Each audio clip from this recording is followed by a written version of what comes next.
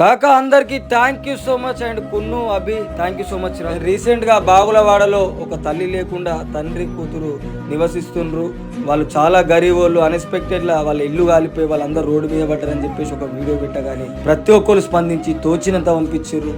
నా వరకు నేను తోచినంత సాయం చేసిన, మనోళ్ళు కూడా సాయం చేసారు. మనం ఇంతవరకు చాలా కుటుంబాలను ఆదుకోగలిగినాం, చాలా మందికి అండగా నిలవగలిగినాం, చాలా మందికి ప్రాణాపాయ స్థితిలో ఉంటే వీడియోలు పెట్టి మనం హెల్ప్ చేయగలిగినాం. దానికి కారణం నేను ఒక్కొన్నే కాదు, నా ఎన్నుకున్న మీరు కూడా. ఎందుకంటే ఇది మనం చేసిన హెల్ప్. అక్షరాల 30,000 రూపాయలు వచ్చినాయి కాకలు మొత్తం.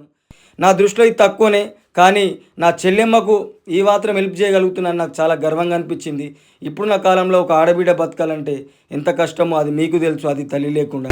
ఇంకా అవన్నీ ఇంటి మరమ్మతులకి అయిపోతాయి పాపం. ఇంకా చదువులకి ఆ చెల్లె బట్టలు కూడా చాలా వరకు గాలిపోయిన సామాను కూడా. చెల్లె ఫోన్పే నెంబర్ వాళ్ళ ఇంట్లో నెంబర్ పెడుతున్నాం.